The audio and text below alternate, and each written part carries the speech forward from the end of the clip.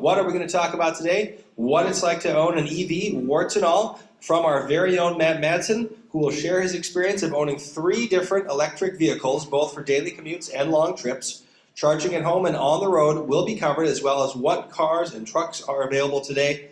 Let's give it up for Matt, and thank you all so much for being here today.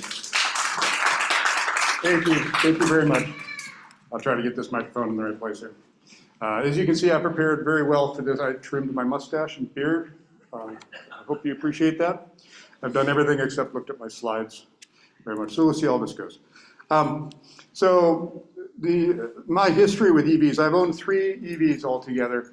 A Nissan Leaf, Chevrolet Bolt, and a Kia Niro. The Leaf, unfortunately, is not with us anymore. It sacrificed itself for me on a cold February morning, but it enabled us to get the down payment for the Kia Niro, so it was all a good thing. The topics we're going to cover today. Your slides aren't actually. No, we don't have slides. Oh, I see. Yeah. So this might be. Hopefully, we'll get the slides up later. But anyway, the topics we're going to cover today are range, charging, and the similarities and differences between what we call ICE vehicles, internal combustion engine, and the electric vehicles. And then the EVs available in Duluth and surrounding areas. And yeah, so let's get started. So the biggest question I get, I've shown my cars off to Harvest Fest and things like that.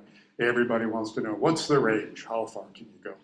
And it's a very difficult question to answer, mainly because there's so many factors that go into it. Sorry, I'm not working with any slides here. Hey, you know what? This will work better because I can see. The electric vehicles have what's called a guessometer. It's like a fuel gauge. It tells you how many miles you have remaining. It's relatively accurate. See, I'm not in frame. But it can change quite a bit, even like as you're driving. The Nissan Leaf was probably the worst.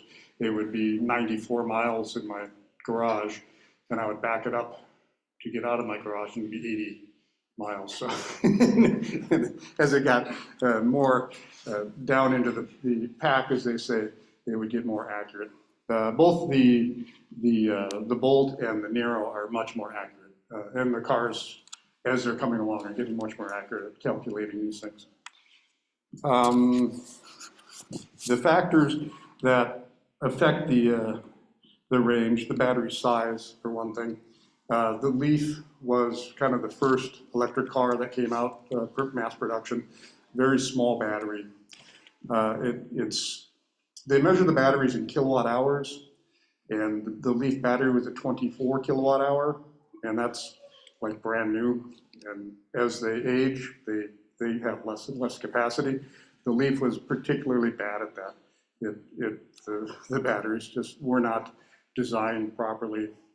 There was no cooling systems for them, no heating systems.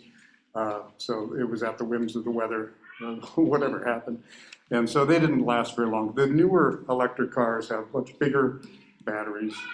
Around 64 kilowatt hours is what my 2 other vehicles are. And so the range is much longer.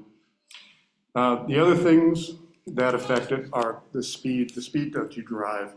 The difference between 60 miles an hour and 80 miles an hour can be quite drastic. So, thank you. Sorry, we're doing a little IT stuff here. The other thing, so speed, which has to do with wind resistance. So wind is a factor as well. If you're driving into a headwind, which I'll tell you about later, we encountered that, and that can drop your range quite a bit. And then temperature.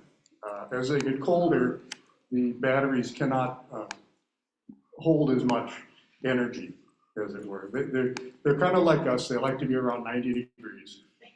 So, and so as it gets colder, they get higher resistance, all sorts of factors. The other thing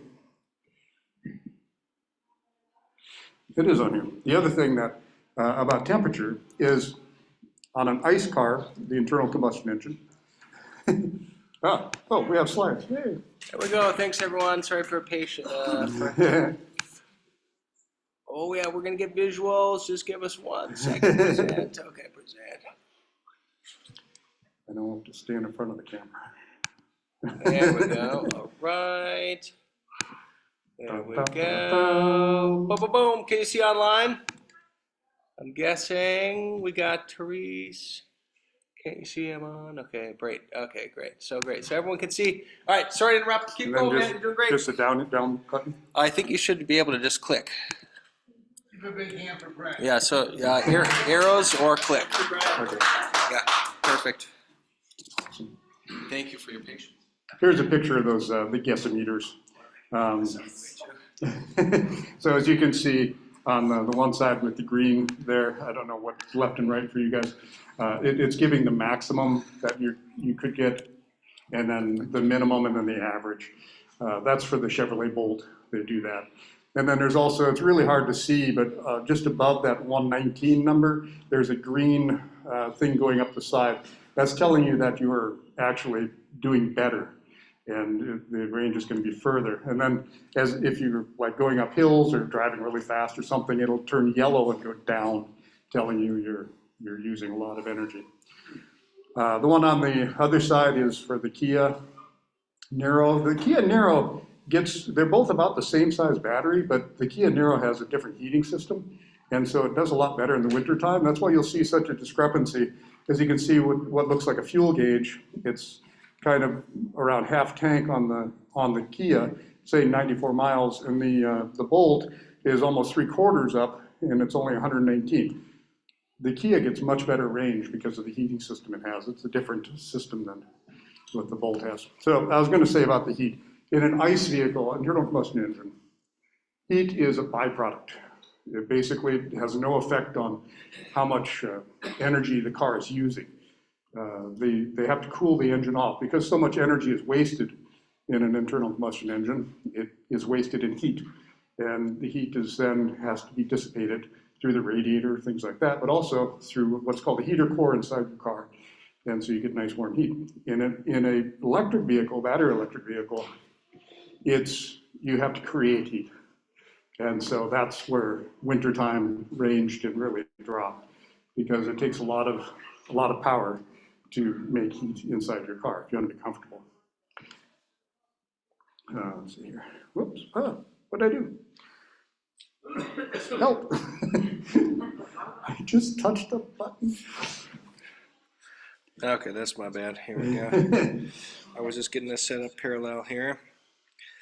And make host. There we go. Keep back that one. Oh, I know. I'm not worth my salt here. There we go. All right. So we've talked about this, and this is what we just talked about.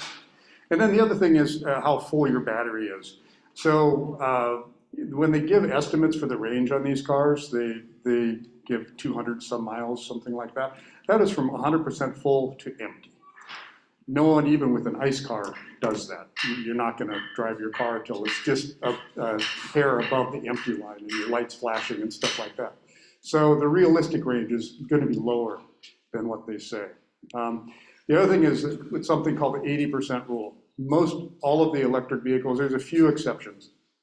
The batteries are happy when they're between 80 and 20% of charge. They don't like being at 100% for a long period of time. You can charge them up to 100%, and we do when we are going to go on a long trip, but they're not happy. So generally, when you're at home, hopefully if you can charge at home is where it makes the most sense. You charge them up to 80%, and that still gives you a lot of range. And then when they get down around 20% or so, you charge them up again. So that is part of the range factor. So I've taken a couple of long distance trips with the Leaf, and it was it wasn't, the first one was we bought it in Minneapolis and we had to drive it up to Duluth. We had to stop 3 times to make it from Minneapolis to Duluth because of the small battery.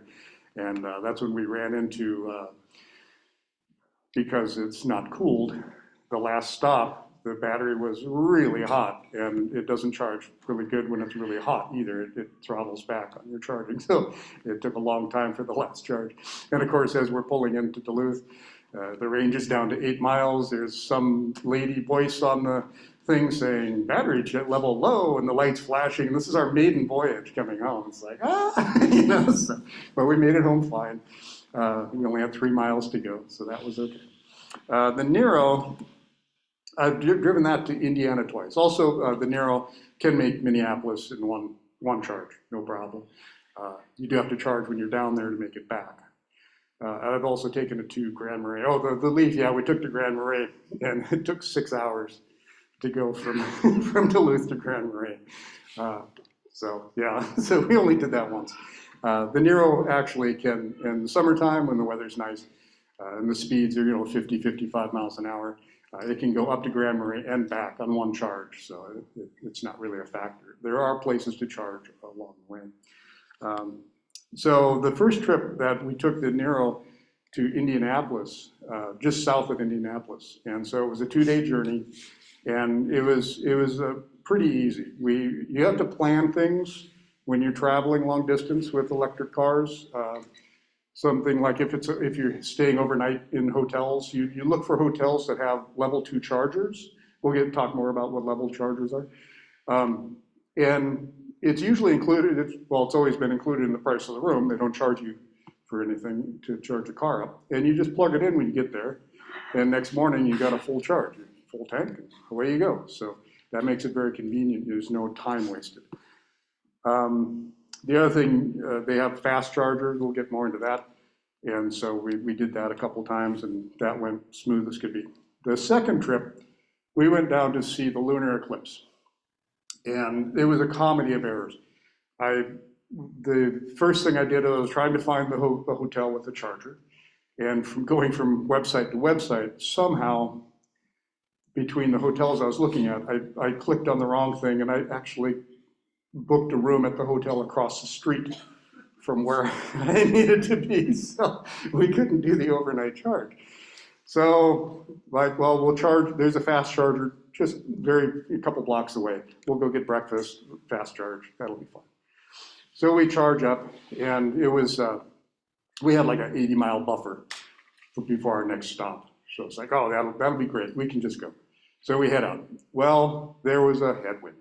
Mondo headwind. It was like, it was really affecting the range. And I was trying to draft behind cars, and yeah, we actually found empty. It occurred a little before I thought it would. It got down to about 10 miles of range expected that we could go. And like I said, this car was still somewhat new to us, maybe, but we hadn't gone that low into the pack before. It got to 10 miles, and then it just went blank. It's like, okay. So and there's an app on your phone to tell you where chargers are. There was another level 2 charger, is what we call, that was nearby. It was like, well, we'll just get a bump there and then make it to the fast charger. Well, it didn't work out that way. We ended up the car kept dying as we're on the freeway, and I would shut it off, start it up, it would go about another 30 seconds, and then it would die again. So we ended up getting to a gas station on the other side of where this level 2 charger was, because it was a left turn to get to this. So there's no way I was going to do that. And there was, of course, there's a big row of Tesla superchargers, which I can't use. So it's like so frustrating. And so we had to call the tow truck. We have AAA. AAA is a good thing to have if you're going to be doing this.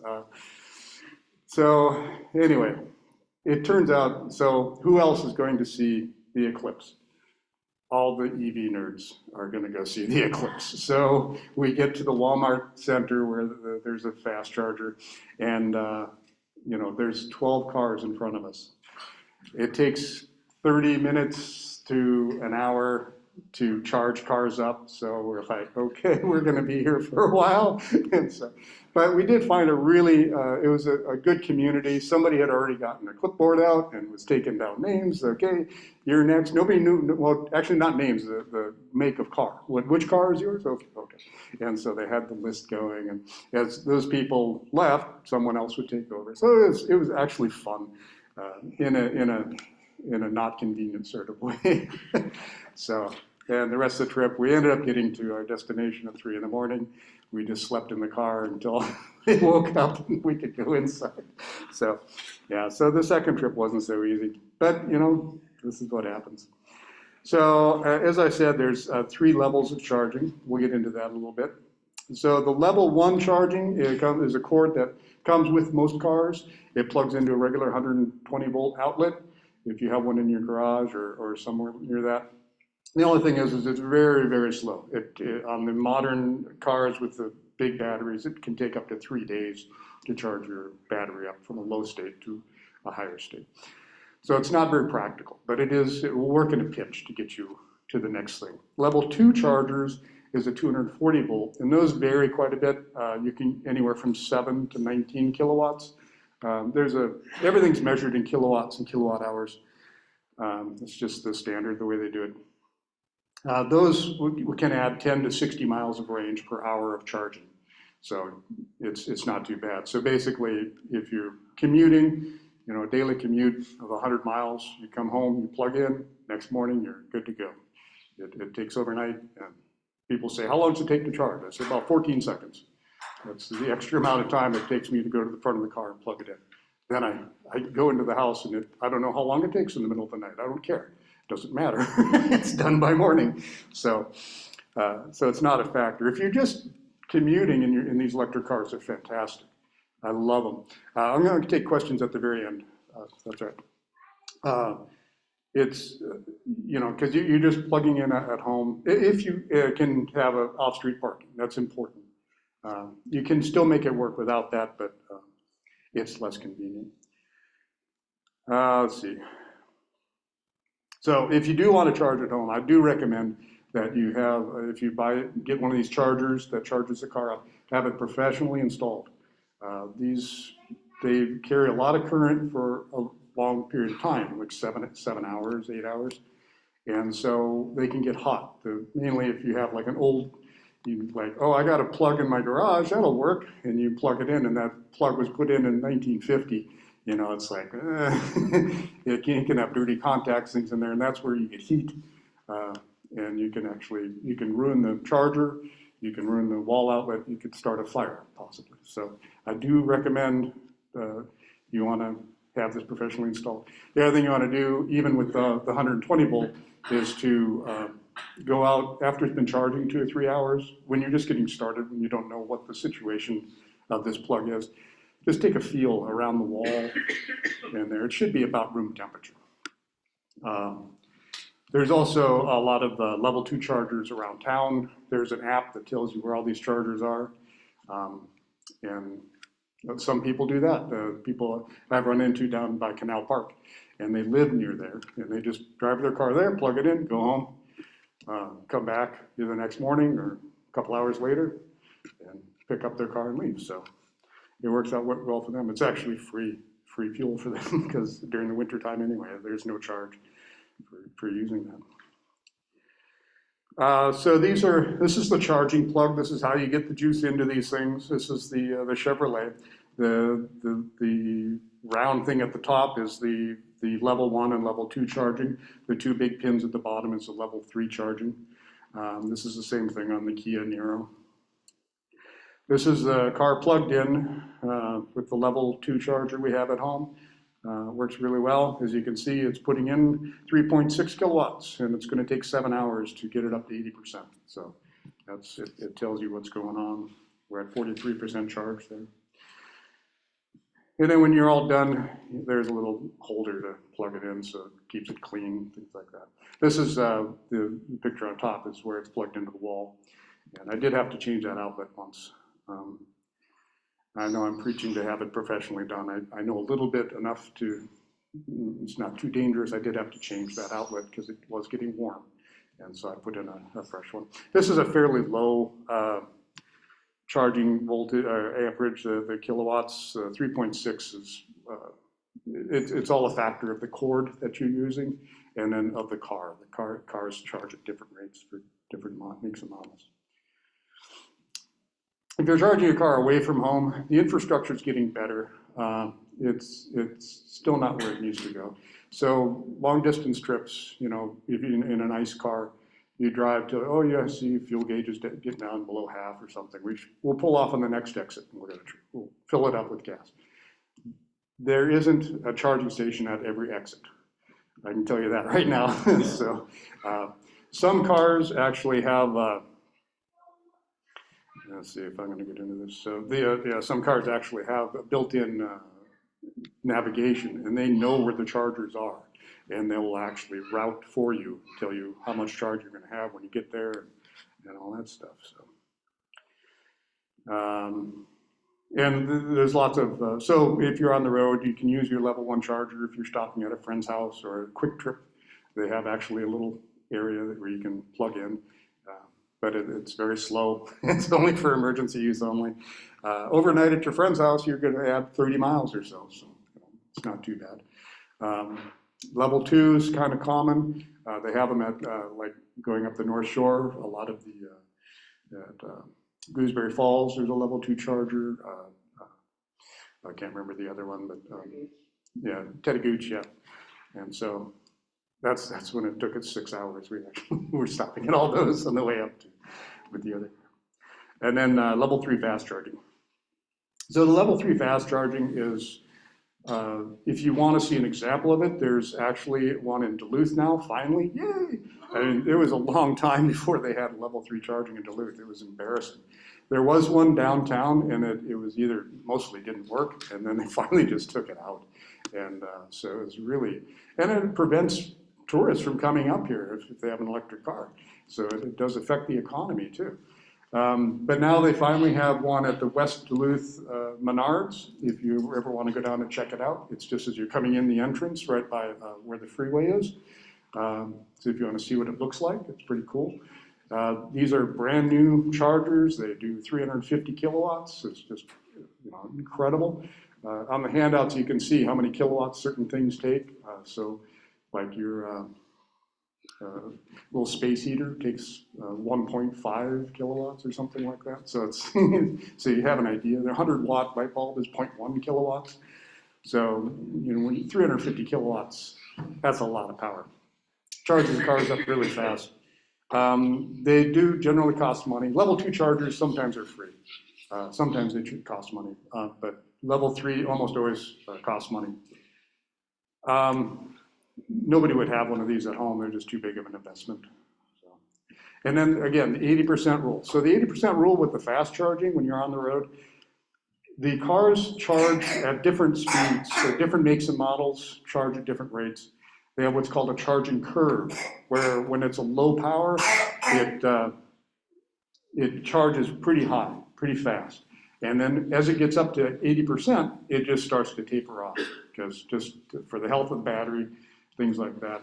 And it can take as long to get from 80% to 100% as it took you to get up to 80%. So basically, like especially if there's a line, people waiting, you get to 80%, you're done, you hit the road, you go for the next charger. So it's pretty simple. So let's see.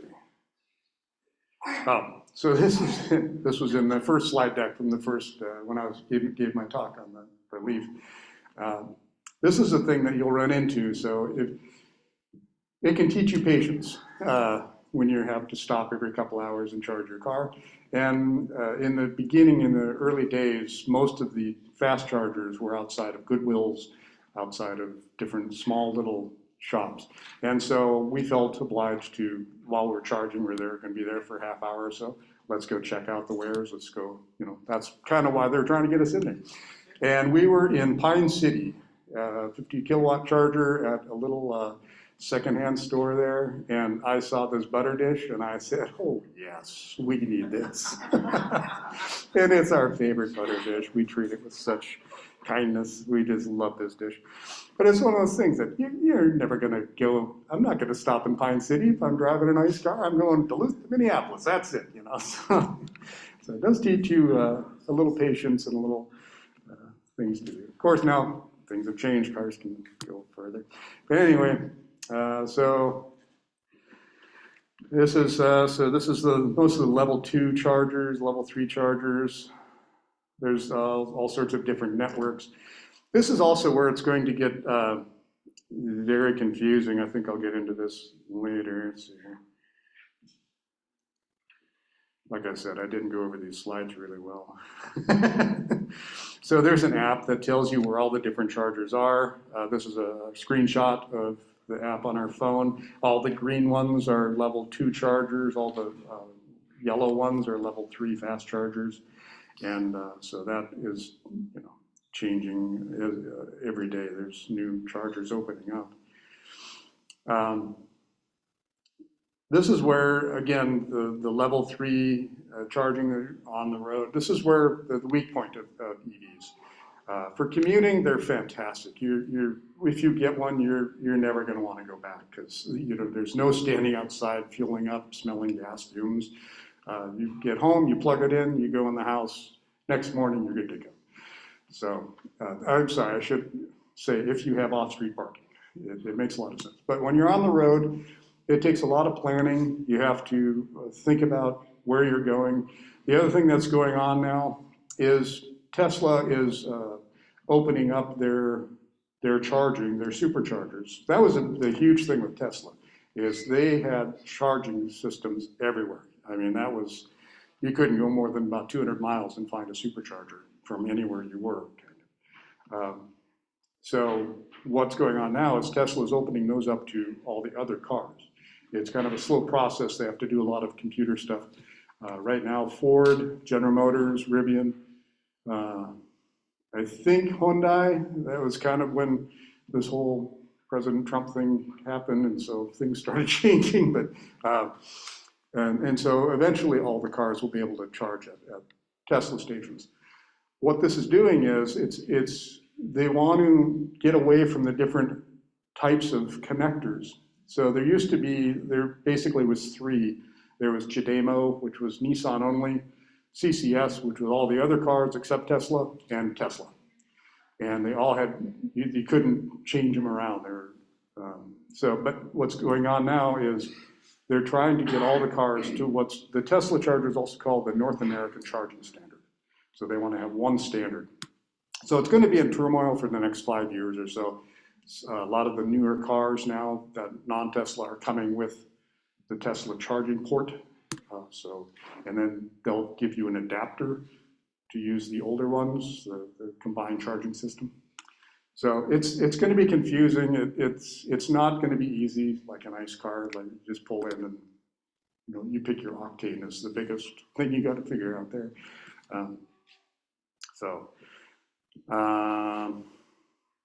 We have an adapter. That's the other thing too is there's Tesla destination chargers, which are generally free, but you need an adapter if you don't have a Tesla. Those are level 2 chargers, and they're all over the place. So a lot of the fears and concerns that people have is range anxiety. When you first buy an electric car, you certainly are going to have range anxiety. You're like, this thing runs on batteries, and you're just kind of freaking out. That passes fairly quickly. You get used to how far you can drive, what the conditions are outside. You get used to your GOM, your gasometer, and you just deal with it. It's not that big a deal. The life of the battery, the early Nissans were horrible. They just fell right off the edge. You bought one brand new and maybe 5-10 years down the road, I think our Leaf had 20 miles of range in the wintertime if we were lucky, so. It was 10 years old, and the battery management systems were not good on those. The newer ones, the life of the battery, it turns out that they are lasting way longer. You get maybe 10 or 15% reduction over the lifetime of the battery. So you are going to get some loss, but it's usually, if you're starting out with 300 miles of range, now you're down to 280, it's like, okay, it's not that big a deal. And then the fires. remember Nancy Grace's car? I don't know if any of you remember her car caught on fire out here in front of the church. It's very rare. I think I'm an auto mechanic, and I've seen evidence or been involved in 3 car fires, four car fires in my whole life. So it's very rare. It's even more rare with electric cars. There was some early Chevrolet products that I can't remember the real number, but there's like 6 cars spontaneously caught on fire. There's been a couple of Teslas. It's such a rare event, and it can happen, but it's not rare. A lot of ICE cars catch on fire, but they don't make the news because it just happens all the time. And then the repairs. There's so many fewer repairs on these electric cars because there's just less moving parts. There's the transmissions are just gears. It's just a reduction gear. There's no shifting. There's no wearing. There's no clutches inside there. Nothing of that. It's just the electric motor, the gear pack, and away you go. So there's hardly any moving parts. There's no pistons going up and down. There's no oils. They just last a long, long time. Brakes last forever because of regeneration. These cars, when they slow down, when you touch the brakes, they actually blend regeneration. So you're putting gas back in energy back into your battery. And the brakes hardly ever wear out. So basically, all there is the wipers, rotate your tires, and change your cabin air filter, and fill up your window washer. So my experience is an EV right for you? If you drive long distance in rural areas on a routine basis, I wouldn't recommend an EV. It's just, there isn't, the infrastructure isn't quite there yet. And over 100 miles, 200 miles on a daily basis, or especially 200 miles one way, that could be rough to do. But if you're doing 100 miles round trip, even in the wintertime, the modern cars can do that. So that's not a problem if you can charge at home or charge at work. There's some places where you can charge at work, and so it's not an issue. What my experiences have been is the smooth acceleration. They're just fun to drive. It's similar to the Prius. I'm sure a lot of you have a Prius or have driven Prius. There's no shifting. You step on it and it goes. I will tell you, after I drive a lot of Priuses in my job, EVs are a lot snappier. They're very, very fast cars. Almost all of them. I've never been in well, I take that back. I was in what I thought was a really nice car, a Polestar. We rented, and I was not impressed with that one. but the 3 I've owned, I just love them. The other thing, I don't know if anybody else is like me with cruise control. If I'm going more than a block, I have cruise control set. I just love it in town. I don't have to think about, there's a cop, how fast am I going? I set it to about 31, 32, and I'm good to go. The thing with the EVs, and I've seen this with some ICE cars, but very, very few. When you're going up a hill, it's great. They'll keep the speed. But you go down a hill, ICE car will just go up to whatever it goes up to. The EVs will start to regenerate, start to put power back into your battery, and it holds you back and keeps you right at a steady speed. I love that.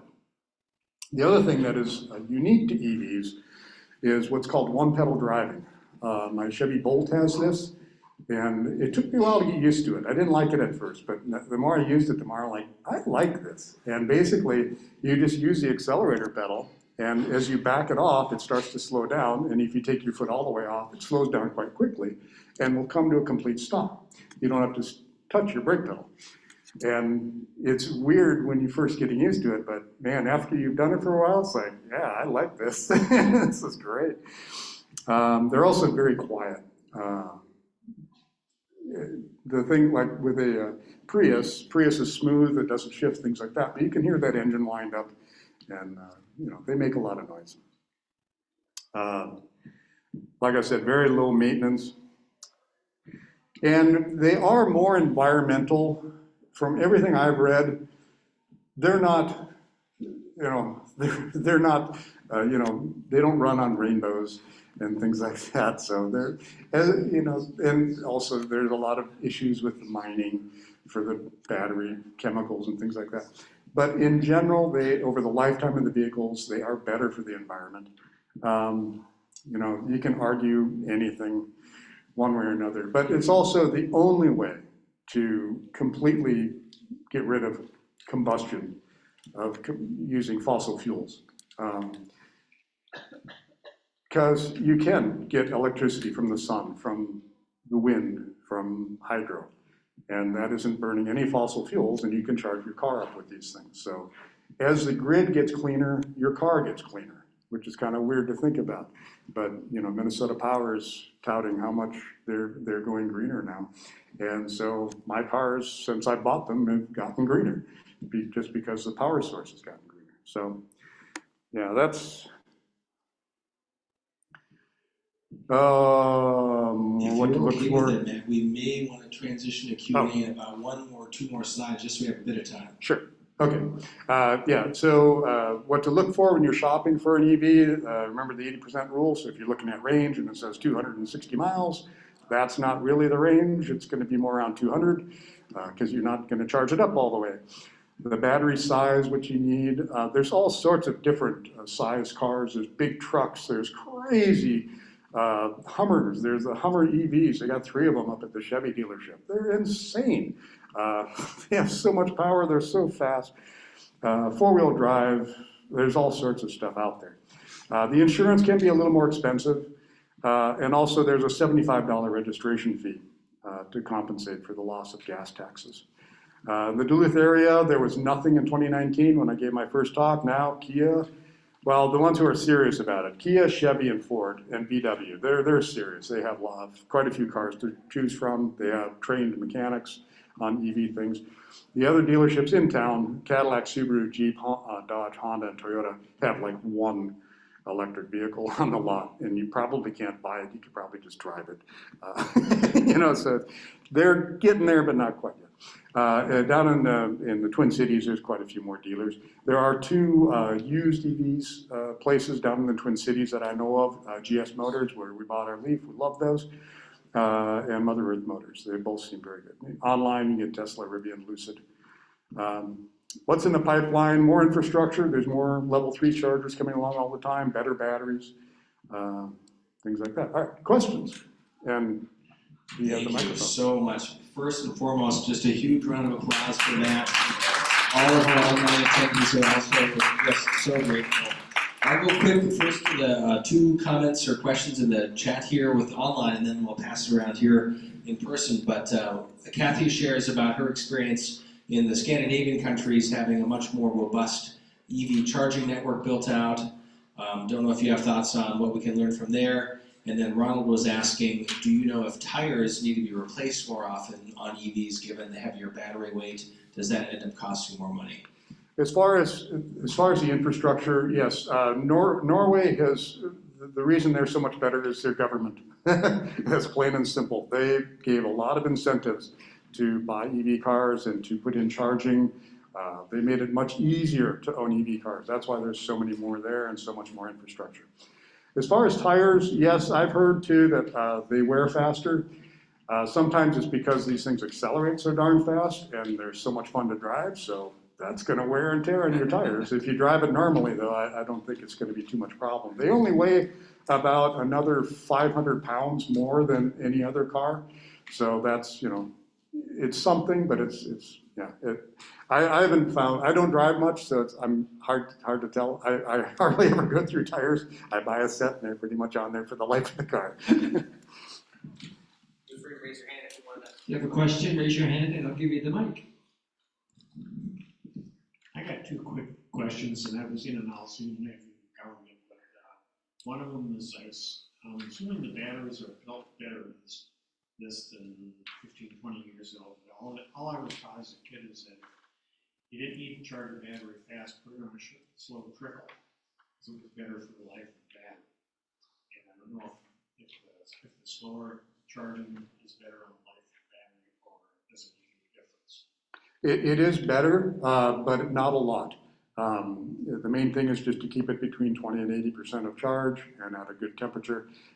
Fast charging, there's a lot of taxis that are electric and they fast charge all the time. There's a kerfuffle at one point when the fast chargers weren't working in Chicago when it was cold out. Oh my gosh. What it was these guys are waking up. They didn't know anything about electric cars. They did not preheat anything, didn't warm them up, didn't try to drive them. They just plugged them in, and gosh, they don't charge very fast. Well, the battery's like 20 degrees. Yeah, it doesn't like that. But if you plan ahead, you run the car really fast on the freeway, warm that battery up, then it charges just fine. So. Yeah, second question is, I've heard that if a car catches fire, it most likely has a lithium battery. The authorities usually just stay away from it and let the thing burn out. Is that a problem? If they do catch on fire, which again is very rare, it is difficult to put that fire out.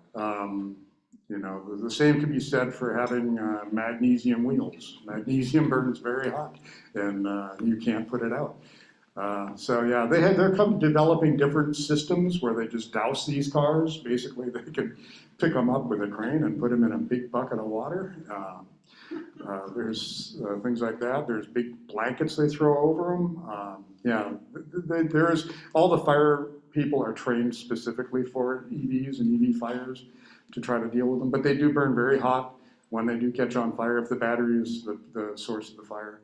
Yeah, so it is an issue, but it's very rare. Matt, can you give us some idea of what we could expect to pay if we charge at one of these stations? The DC fast charging, if you do it a lot, you can actually get a membership, and so it's cheaper. But we just use a credit card, and so it is more expensive. I think I estimated it one time, and it was about equivalent in price if I was driving a car getting around 30 miles per gallon. That's how much it would cost for the fuel that I would use for an ICE car. So it isn't astronomical, but it's not cheap. Charging at home is much cheaper. So it's like 50 or 60 cents per kilowatt hour at these fast chargers. And I don't know what your home rate is. Mine's around between 11 and 14 cents per kilowatt hour. So it's quite cheap to charge at home. But yeah, charging on the road it's about the equivalent of driving a gasoline car. Time for one or two more. We got Tom and then Tom, all right. Just talk a little bit about hybrids. You haven't said anything about that. Is that a viable option? This base talk is basically is geared towards the battery electric vehicles because in my mind it's the only way to actually stop burning fossil fuels, stop using fossil fuels. There are some lubricants in electric cars for the transmission. I believe they're synthetic. I don't know what that means if there's no natural oil in there or not, and there's obviously no gasoline burning or diesel fuel or anything like that to make these things go. So hybrid cars, there's plug-in electrics, things like that. They will run on mostly electric until they run out of juice, then the engine kicks in. But you're still burning fossil fuels, and so that's the only downfall I see with those. They are a good, I mean, you get fantastic fuel mileage. The Kia Niro EV, not even a plug-in hybrid, somebody here owns one. He's getting like 50 some miles per gallon. So, and I know the Priuses get very good fuel mileage too. So it's better, but it's not quite there. The other thing too is I'm sure most of you people have had a check engine light, and maybe on a Prius, never anything to do with the electrical. It's always something to do with the gas engine. So there's that. I just wonder about the current administration, if the charging stations and all that's going to be way locked up for a while. What can you read on that? Let's see. Well, Electrify America was a Volkswagen thing. They're still out there. They're still doing things. There's a new thing coming on, Ionity, I think, and they're starting to build all over the place. They're not government related. They're actually I think 3 different car manufacturers came up with this. There's Rivian is putting out their own chargers. So the ones that were government were on that the government bill that did pass. And there was, for some reason, there was all sorts of red tape and things like that. So only, I think, 12 of them got built or something like that. So that's pretty much nixed. That's not going to happen. But it, you know, is it going to affect it? Somewhat, yeah. UUCD has been so wonderful in getting solar panels, and you and I have talked about, what about a car charging station? You said level 3 are pretty pricey. Do you have a ballpark of that? I don't know for sure, but it's thousands of dollars, $50,000 or something for these units. They're quite expensive, yeah. Level 2 charging is, I think I checked it out here, the guy went a little overboard with his estimate.